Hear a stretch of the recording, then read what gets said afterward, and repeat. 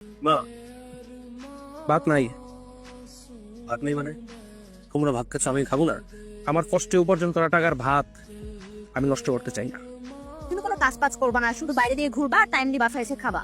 আমার মাত্র এত কষ্ট করে ইনকাম করে আর সেই টাকা খাবার তুমি এবার নষ্ট করবা, সেটা আমি তোকে দিব না। বৌমা তুমি চুপ করো, চুপ করে খাও। আমার ছোট ছেলের জন্য আপনার এত মায়া, আর যেই ছেলে এত কষ্ট করে ইনকাম করে আপনাদের খাওয়াইতেছে তার জন্য খুব মায়া নেই? চুপ করবে কেন? বাবা তো ঠিকই বলছে, এই সংসার এখনো আমার কথায় চলে। তুমি যদি ওকে ভাত দাও তাহলে ওর মতো তোমাকে ওই বাড়িতে না খেয়ে থাকতে হবে। আব্বা মাথা বার করবে না তো, কিছু মানুষের না ও লজ্জা শরমে। আরে বিদেশ যাওয়া, ডলার কামানো কি এত সহজ? হ্যাঁ, বিদেশ যাইতে কত টাকা লাগে তুই সেটা জানোস? আমরা সবাই মিলে যদি তোকে টাকা দেই, সেই টাকাতে মাস যাবে না, এটার কোনো গ্যারান্টি আছে? আজকে থেকে আমার একটাই ছেলে, রাকিব। রাকিব নামে যে আমার একটা ছেলে ছিল এটা আমি ভুলে গেলাম। এই রুটিটা দেবেন না, আগের 1250 টাকা পাই, ওই টাকা দিয়া তারপর রুটিটা দেবেন। আমার কিন্তু একটু মানে জরুরি আর কি, 5,000 টাকা দিতে পারবি? মানে আজকে মোয়ের জন্মদিন তো, ওরে কিছু একটা গিফট দিতাম। 20,000 টাকা নিচে যে মনে আছে, টাকা পয়সা 2 দিন পর পরই নেস, দেওয়া তো কোনো নামগঞ্জ থাকে না। এটা তোমার আসলে সময় হলো? মানে আমি বুঝলাম না, আজকে একটা স্পেশাল দিন, আজকেও তোমার দেরি করতে হবে? Sorry, happy birthday to you. Thank you so much. Happy birthday to you, happy birthday dear বউ। এখন বুঝটা খাও তো, কষ্ট করে রান্না করে নিয়ে আসছি। কেমন আছে? মজা হয়েছে তো? শোনো, আমি কিন্তু তোমাকে চিনি, জানি, আর তোমার কেন মন খারাপ সেটাও আমি জানি।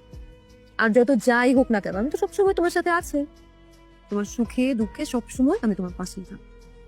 তোমার মতো করে আর কেউ আমাকে বুঝবে না কখন। আমার জীবনে যদি আর কেউ নাও থাকে, শুধু তুমি আমার পাশে থাকলেই হবে, আমার আর কিচ্ছু লাগবে। I love you. একটু আই তো খাও। খাবার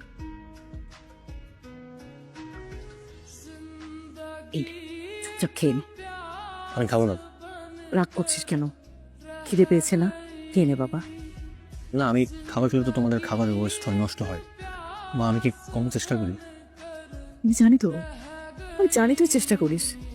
আমি মা না, আমি তোর সব কথা জানি। আমি আল্লাহর কাছে বলি, আল্লাহ আমার ছেলেকে তুমি অনেক পণ করো। বিসমিল্লাহ বল। তোমার কেন বললাম ভাই খাবার দিবা, তারপরে তুমি কেন দিলা? বলার জন্য দরদ উতলায়া পড়ে না? আরে তোর কি লজ্জা শরম কিচ্ছু নাই? হ্যাঁ, এই বুড়া বাপের ঘরে বুড়া বাপের ঘাড়ে বসে যে খাস, একটু লজ্জা করে না? এই কি হয়েছে? কিছুই হয়নি। তাহলে গতকাল রাতে তুমি কোথায় ছিলে? কোথায় আর থাকবো, বাসায় ছিলাম। আরেকবার সুযোগ দিতেছি, সত্যি কথাটা বলো, কোথায় ছিলে? আমি কি মিথ্যা কথা বলতেছি নাকি? সত্যিই তো বলতেছি। তুমি এগুলা কোথায় পেয়েছো? এগুলো আমি কোথায় পেয়েছি সেটা তো তোমার জানা দরকার নেই, কিন্তু এই তুমিই তো আমাকে বলছি না যে পৃথিবীতে আমার পাশে আর কেউ থাকুক আর না থাকুক, তুমি শেষ পর্যন্ত আমার পাশে থাকবা। রাকিব তুমি আমাকে ভুল বুঝতেছো। আমি তাই আমি ভুল বুঝে বুঝে তুই তোর কাছে রাখ। আমার বন্ধু বান্ধব আমার আগেই বলছিল তোর মধ্যে একটা থার্ড ক্লাস মেয়ের সাথে প্রেম না করতে।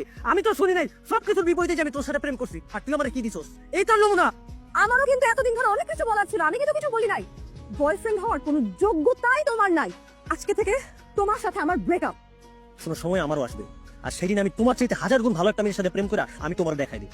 দোস্ত, এখন তো আমাদের অফিসের লোক না, পসিবল না। আঙ্কেলের সাথে একটু কথা বলে দেখবি, আঙ্কেল হয়তো ম্যানেজ করতে পারবে। আর দোস্ত বললে তো হয় না, পোস্টটা তো খালি থাকতে হবে, তাই না?